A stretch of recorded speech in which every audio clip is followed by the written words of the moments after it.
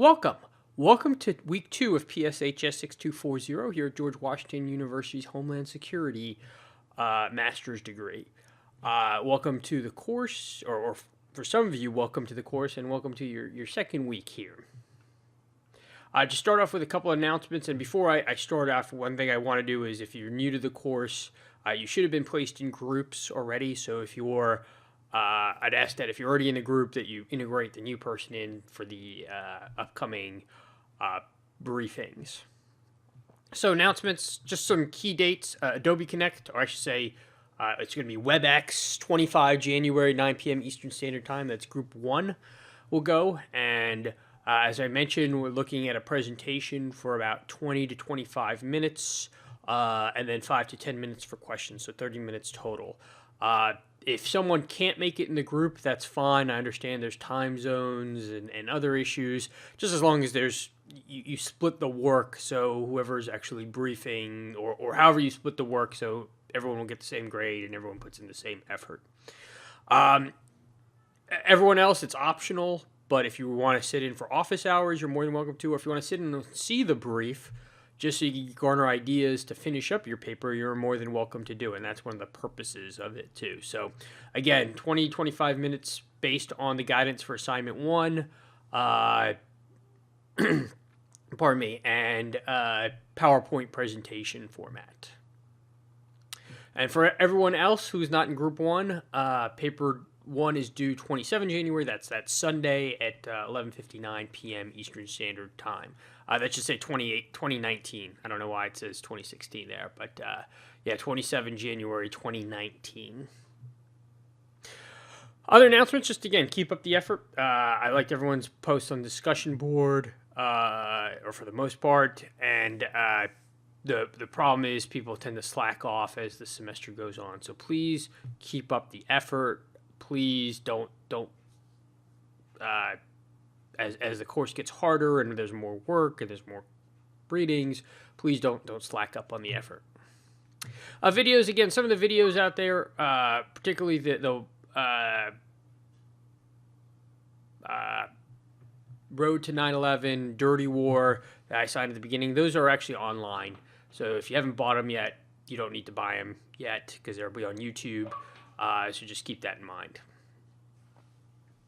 And then finally, current events. So, government shutdown.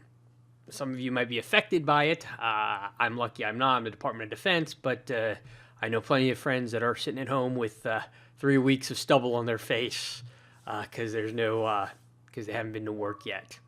I don't want to get too political in this course, but the shutdown is obviously about the border wall. As people who should have a sophisticated understanding of terrorism, or hopefully at the end of this course you should know that terrorists usually don't come in through agrarian or rural areas on the border. They come in through points of entry, through airports or through the actual border crossings. A wall isn't going to stop that. It is, as what you learned in the last video, security theater. And $5 billion worth of security theater. But that brings me up to a question that actually might be might be worth it. Is security theater worth it for the government? Is it worth it if it reassures the population? I will let you decide, but if one of the functions of government is not only just to protect, but give the perception of protection, even if it's not the most effective way to protect, just to give that perception, is that worth it?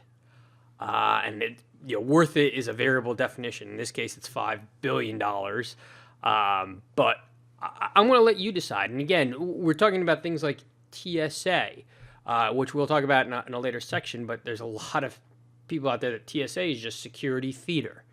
But if it actually gives the flying population reassurances, then maybe it's worth it. Maybe it is worth the $7-8 billion the TSA costs. I'll let you decide on that. I'm not going to force my opinion on that, but there might be times where security theater perceptions is just as important as effectiveness, and I'll leave it at that. Is terrorism an existential threat? This is the rehash of week one. Obviously, the psychological impact. You can talk about the, terrorism causes 1 in a million people to die, and it's, lightning is more likely to kill you, or a shark attack is more likely to kill you than terrorism. But obviously, the psychological impact is greater for terrorism. If a person died on the Beltway on Monday here in the DC area in a car accident, and then another person died on Tuesday, and another person died on Wednesday, would it have the same psychological impact as if there was a terrorist attack on Monday in DC and another terrorist attack on Tuesday and another terrorist attack on Wednesday? Probably not. And again, the psychology, as I just mentioned, is as important as the actual threat or risk analysis. Others say, terrorism, we look at things. Let me give you an example for back in my Iraq days. For those of you who remember, back in 2007, Blackwater, which was the private military company, killed 37 people in Baghdad in an attack, and it caused all sorts of issues with the Iraqi government at the time. During that same time, 300 people were dying every day because of ethnic violence in Baghdad. But that didn't make the news. And that's the question. If there's pain that's more centered on you, caused by people in your tribe, you're not going to be as outraged by it than if it came from an exterior source. What can impact our way of life? I would ask, is terrorism impact our way of life, or our response to it impacting our way of life? And is that an existential threat? And what types of terrorism could be it? And there are some that really don't. The World Trade Center attacks, unless you flew a lot or you were a soldier deploying, probably didn't impact your way of life. But I can guarantee you, if there was a cyber attack and our banking system was impacted, where you thought you had $3,000 in your checking account, and suddenly you have $30 in your checking account, and everyone feels that, or even a few thousand people feel that, that will impact our way of life if we can't trust our banking system. So think about, it doesn't need to kill to cause that second and third order effects. And then finally, what is in our control? Again, you brought up all those people dying from opioids or car accidents or those types of issues. We can control for that. For a car accident, you can drive safer. You can not drive at all. You can drive by one of those cars that alerts you to prevent an accident. You can have airbags, wear your seatbelt.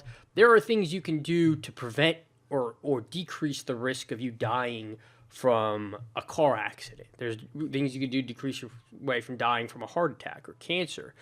But terrorism is out of our control, and that's part of the psychological impact, the randomness. You can die just walking to work one day, or being at work, or going to a party or a bar mitzvah. That is where the psychological impact occurs, and that's why I think it's, if not an existential threat, at least more so than any of those other public policy issues that I talked about in the previous lecture. So that kind of wraps up week one. I think you're not going to be tested on week one per se, but I want you to the themes of week one and the issues that are brought up and how it impacts current events and how it impacts your perceptions of terrorism. That's going to be a continuing theme throughout the course. So please keep that cognizant of that. But moving on to week two, history. I love history. I love historical analysis. I love looking at history to try and find lessons learned or patterns in the present day. And that's what I hope you get away from it. I'm not here to give you, your history lesson from 11th grade history class. I'm here to try and explain the present by looking at the past. And what we kind of have here are three examples of how terrorists use media strategy. And the one thing, one of the themes from our first week is terrorism is a publicity stunt, that terrorists use the mass media of the time to get their message out. And terrorism is actually pretty constant as far as tactics and goals and objectives, but the one thing that changes is the media technology of the day. And what you see on the first is the Irgun, and that picture there is of two hanged British sergeants.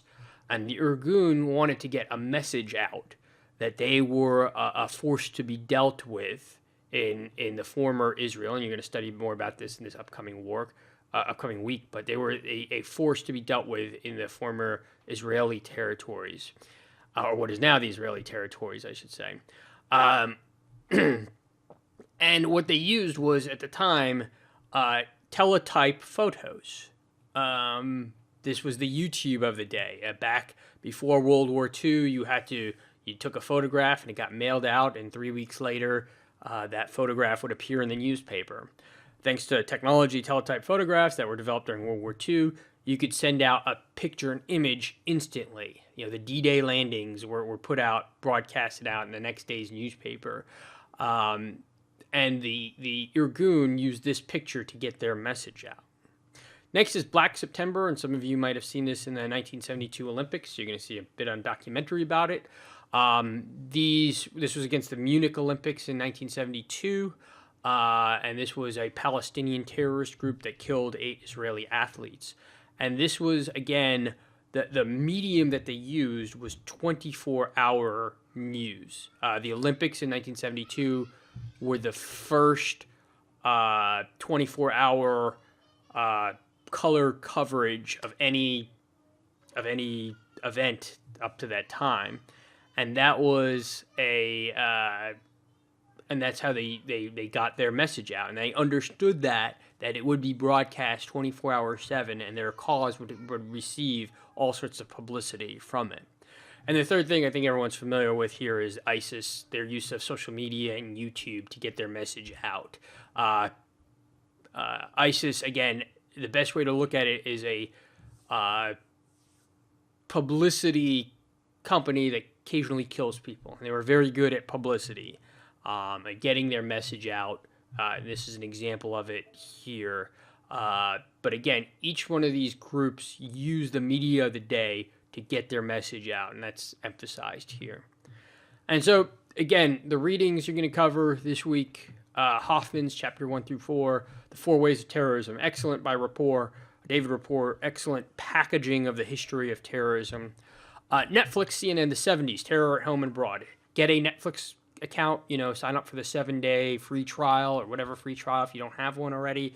So you'll see it, Netflix, the 70s, Terror at Home and Abroad, hour-long video that covers really Wave 3 terrorism in detail. And then the Vox article about terrorism, defining terrorism.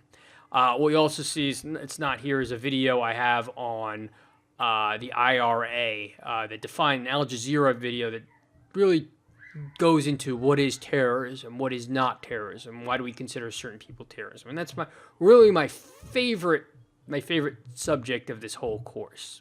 So the lectures, you're going to see Terrorism History Part 1, and then we'll go into what is terrorism, what isn't. We're going to ask, why do we consider certain people terrorists, certain acts terrorists, certain groups terrorists, and others freedom fighters or others criminal, and we're going to have a lot of fun with that. So the one thing I ask is, the more engaged you are this week on that subject, and the more you think about it, the better you will do on the paper that you have due the following week. And I'll give you an example next week. But I just want to make sure that, again, you start getting in your head definitions of terrorism going forward. So look forward to your discussion boards. If you're in the D.C. area, I hope you survive this snowstorm that we're about to get. And if there's any questions or issues, please let me know.